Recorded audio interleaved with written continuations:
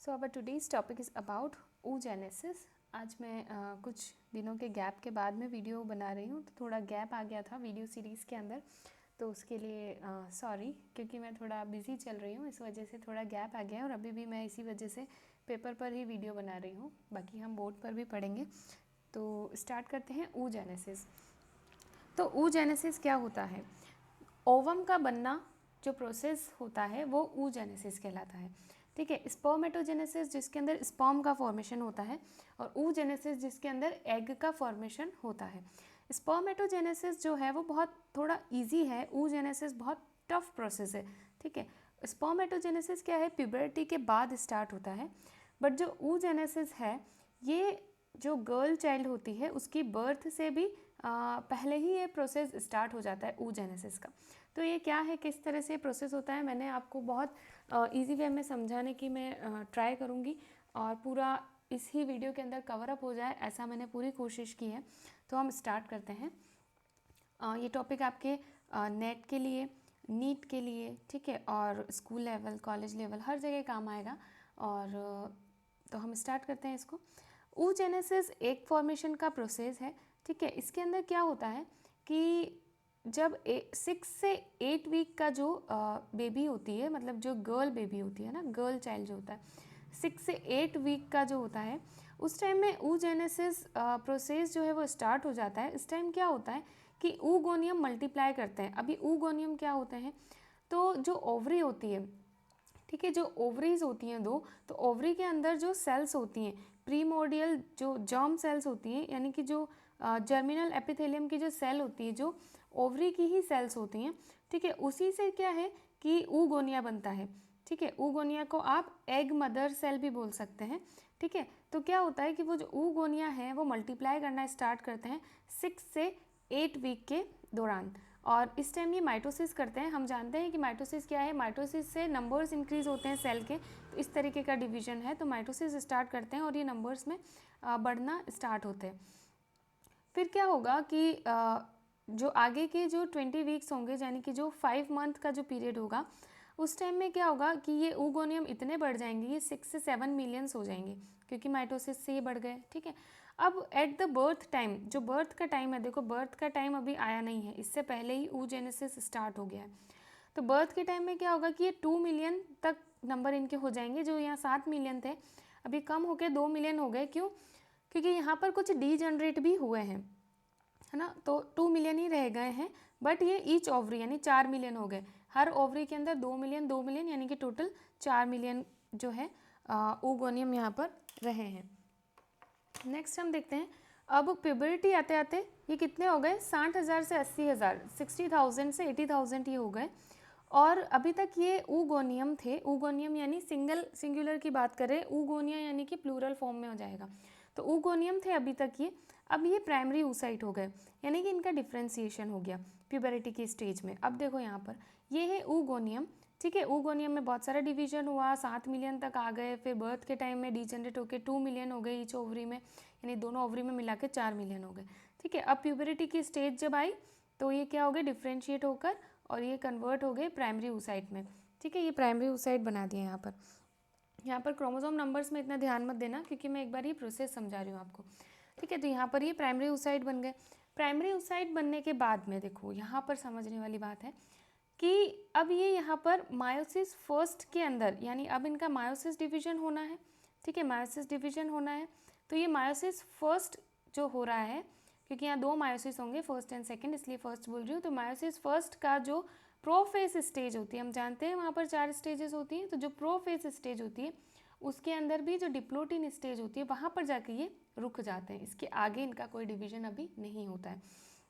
ठीक है, यहाँ मैंने जो ये रेड लाइन से जो ड्रॉ किया है, यानी यहाँ ये स्टॉप हो गए, अरेस्ट हो गए। कौन? Primary oocyte। नेक्स्ट हम देखते हैं कि जब मेंस्ट्रुएशनल साइकिल होगी, ठीक है, जो मेंस्ट्रुएशनल साइकिल MC से मैंने बताया है, जो पीरियड्स आएगा, ठीक है, जो फर्स्ट टाइम में, तो उस टाइम में क्या होगा, जैसे जैसे जब भी पीरियड्स आएंगे तो क्या होगा इस गर्ल चाइल्ड के अंदर कि यहाँ पर जो ये 60 से 80,000 प्राइमरी oocyte थे वो अब रिड्यूस होकर 400 तक बच गए हैं। ठीक है, 400 तक ये बच गए हैं। अब वो 400 में से किसी एक का हर मंथ किसी एक का जो है वहाँ पर मायोसिस फर्स्ट जो है वो कंप्लीट होगा, जो कि यहाँ रुक गया है प्रोफेज के अंदर, तो वो प्रोफेज 1 में जो रुक गया है वो कंप्लीट होगा कब, मेंस्ट्रुएशनल साइकिल के दौरान किसी एक एग का, ठीक है, किसी एक प्राइमरी oocyte का। तो अप्रोक्स यहाँ पर 400 तक बचे हैं प्राइमरी oocyte, उनमें से हर एक का हर महीने जो है मायोसिस फर्स्ट जो है वो कंप्लीट होगा, जो कि प्रोफेज 1 में रुक गया था, ठीक है, वो यहाँ आगे जाके कंप्लीट होगा। तो कंप्लीट होके ये क्या बना देंगे आगे, सेकेंडरी oocyte, ठीक है, प्राइमरी oocyte से अब क्या बन गया, सेकेंडरी oocyte, साथ में एक प्राइमरी पोलर बॉडी भी बना है यहाँ पर, ठीक है। अब इससे आगे देखो, अब ये सेकेंडरी oocyte जो देखो यहाँ पर ओव्यूलेशन हुआ, यहाँ ओवा का रिलीज हुआ, ठीक है, तो जो ओव्यूलेशन हुआ उसमें कौन सा ओवा रिलीज हुआ, सेकेंडरी oocyte, ये ध्यान रखना है, और ओव्यूलेशन के टाइम में, ठीक है, तो ओवरी क्या रिलीज करती है, सेकेंडरी oocyte। अब आगे इसका होना है मायोसिस सेकेंड, तो अब ये कहाँ स्टॉप हो जाएगा, ये मायोसिस सेकेंड के प्रोफेज तो इसका कंप्लीट हो जाएगा, मायोसिस सेकेंड का मेटाफेज सेकेंड में ये अरेस्ट हो जाएगा, यहाँ पर मायोसिस सेकेंड के मेटाफेज सेकेंड में यहाँ पर रुक गया है, ठीक है। अब आगे ये मायोसिस सेकेंड कब कंप्लीट होगा इस सेकेंडरी oocyte का, जो कि ओवरी ने रिलीज किया है मेंस्ट्रुएशनल साइकिल के दौरान, पीरियड्स के दौरान, तो अब इसका कब कंप्लीट होगा, तो फर्टिलाइजेशन के टाइम। देखो अब क्या होगा कि ये सेकेंडरी oocyte ही पड़ा रहेगा, सेकेंडरी oocyte स्टेज में ही ये रहेगा। अब इसका मायोसिस सेकेंड कंप्लीट होना है और इसको ओवम बनना है, ठीक है, तो ये कब बनेगा, जब इसके पास स्पर्म आएगा, ये है स्पर्म जब इस सेकेंडरी oocyte के पास आएगा, ये अपना जो सेंट्रियोल देगा, सेंट्रियोल किसके पास होता है, सिर्फ स्पर्म के पास होता है, सेकेंडरी oocyte के पास में कोई सेंट्रियोल नहीं होता, इस वजह से यही अरेस्ट रहता है। तो इसके पास स्पर्म आएगा और स्पर्म इसको सेंट्रियोल देगा अपनी तरफ से, तो इसके ये जो क्रोमोसोम है ये सेपरेट होंगे, डिवीजन कंप्लीट होगा, ठीक है। तो फर्टिलाइजेशन के टाइम, तो फर्टिलाइजेशन होने के बाद में ये सेकेंडरी oocyte किस में बदलेगा, ओवम के अंदर, और यहाँ पर सेकेंडरी पोलर बॉडी भी बनेगी, और ये ओवम आगे जाके मैच्योर एग सेल बनाएगा, ठीक है। तो इसके अंदर देखो आप ये जो है यहाँ पर 3 स्टेजेस आई, multiplication phase, growth phase, maturation phase. Multiplication phase में क्या हुआ कि जो ओवरी की जर्मिनल एपिथेलियल सेल्स थी, ओवरी की ही सेल्स, ओके, ओवरी की ही सेल्स थी, वो क्या बनाई आगे जाके, ऊगोनिया बनाई उन्होंने, या बोल सकते एक मदर सेल बनाई, ठीक है, जो यहाँ पर हो रहा था। इसके आगे हुआ ग्रोथ फेज, ग्रोथ फेज यानी जो ऊगोनिया यहाँ बना है वो ऊगोनिया के चारों तरफ ग्रेफाइन फॉलिकल्स लग जाएंगे और उसको प्राइमरी oocyte में कन्वर्ट करेंगे। तो यहाँ ये डिफ्रेंसिएशन हुआ, प्राइमरी oocyte बने, कैसे बने, उनके ऊपर कुछ फॉलिकल्स आके लग गए, वो फॉलिकल्स भी सेल्स हैं जो कि ओवरी की ही कुछ पड़ी हुई सेल्स हैं जो उनकी इसके ऊपर आकर ऊगोनिया के ऊपर आकर लग गई, उसको प्राइमरी oocyte में कन्वर्ट कर दिया। ये प्रोटेक्शन वगैरह का काम करती है, न्यूट्रिशन देती हैं oocyte को, ठीक है, न्यूट्रिशन प्रोवाइड करती हैं। नेक्स्ट जो है मैच्योरेशन फेज आएगा इसके आगे, जो कि प्राइमरी oocyte के अंदर मायोसिस फर्स्ट और मायोसिस सेकेंड जो डिवीजन हो रहे हैं, ठीक है, ये जो डिवीजन हो रहे हैं आगे जाके ये मैच्योरेशन फेज कहलाएगा। तो वहाँ तक हमने देखा, अब आगे हम एक बार इसको इस तरीके से डायग्रामेटिकली और देख लेते हैं। देखो जब पहले प्रीमोर्डियल जर्म सेल थी, ऊगोनियम था, ठीक है, वो 6 to 8 वीक में जो है स्टार्ट हुआ डिवीजन करना, बहुत सारे डिवाइड होके ये बन गए 6 से 7 मिलियन 20 वीक्स के अंदर, यानी कि 5 महीने के अंदर जो है ये इतने सारे बन गए। आगे अब डिवीजन नहीं होगा क्योंकि डिवीजन मल्टीप्लिकेशन फेज जो है कंप्लीट हो गया। नेक्स्ट जो है बर्थ के टाइम तक आते आते ये 2 मिलियन हो जाते हैं ईच ओवरी के अंदर, यानी टोटल 4 मिलियन हो जाते हैं, और डिजनरेट हो चुके होते इतने सारे, और आगे जाके 4 मिलियन ही बचे एक एक ओवरी के अंदर 2-2 मिलियन, ठीक है।